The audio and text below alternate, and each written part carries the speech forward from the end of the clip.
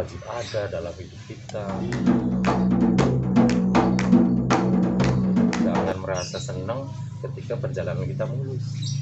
Kadang-kadang itu bisa jadi tanda tanya, Mas. Ya itu terus persoalannya bukan sekedar tanda tanya. Musikalisasi puisi atau membunyikan puisi. Ketika kita dari muda sampai menjelang mulus-mulus aja, kita kan tidak banyak melewati persoalan. Iya. Dan kita tidak tahu persoalan. Nah, ketika menemukan persoalan, kayak tadi standarnya ujian anak SD gini. Nah, ketika kita menemukan persoalan, padahal itu standar anak SD, tapi kita tidak pernah menemukan persoalan. Akhirnya kayak orang berat-beratan. Rumit.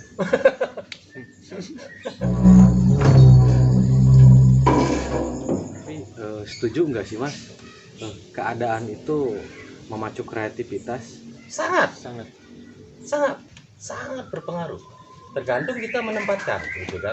Nah, kalau kita menerima posisi yang tadi yang dikatakan sebagai sebuah keadaan, ya kita taruh itu pada posisi yang menjepit kita, maka kita akan terjepit.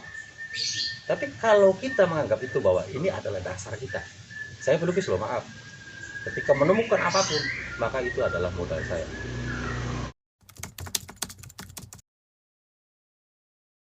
Sampai ngobrol dengan saya, kalau standar saja maaf, tidak akan menjadi persoalan buat saya. Selain, yuk kita ngobrol saja.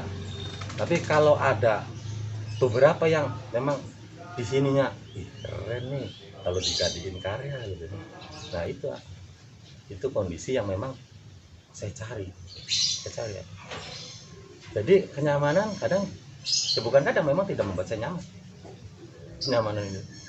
Bahkan kan keadaan bisa dikatakan abstrak juga nih gitu. Ya. Nah, dari abstrak itu diterjemahkan lagi gitu kan kita tuh. Iya, diterjemahkan lagi versi pada akhirnya. Versi pelukis, versi pemusik, versi penulis, pada akhirnya kan gitu. Makanya kita bersyukurlah sama kondisi apapun yang kita terima, bersyukur saja, gitu kan. Sakit yang kita terima, saya memandangnya ini bisa saya jadikan sebagai dasar saya melukis. Ya, kesakitan yang seperti apa gitu. Dan dalam hidup saya masih ingat bahwa kesakitan adalah suplemen buat saya. Jadi gagasan-gagasan tersebut kadang saya cari, dan yang menarik gagasan itu timbul dari orang sakit. Orang sakit. Iya. Kekecewaan maksudnya. Bukan sakit secara fisik, bukan loh. Kekecewaan.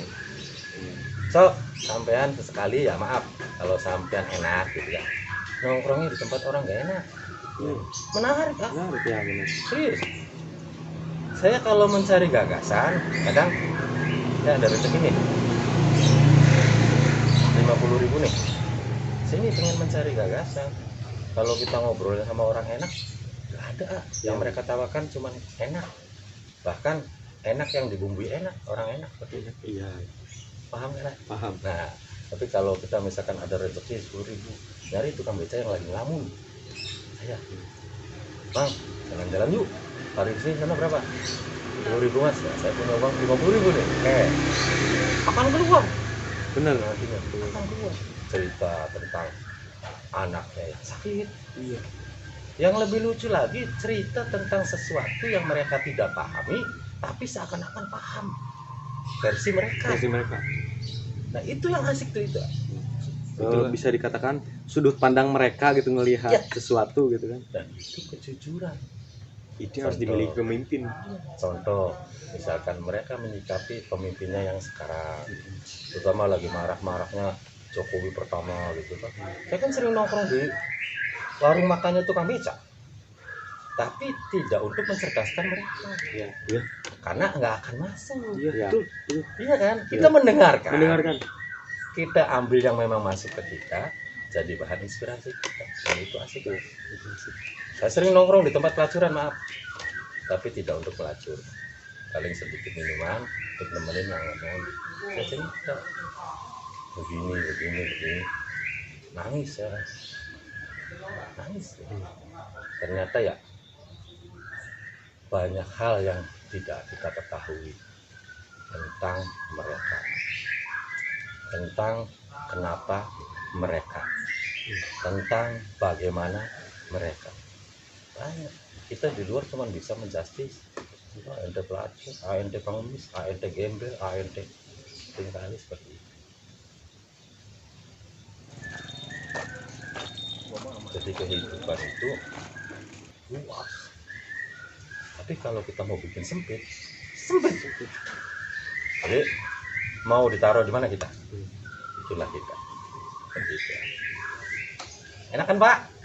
Ya. Ya iyalah.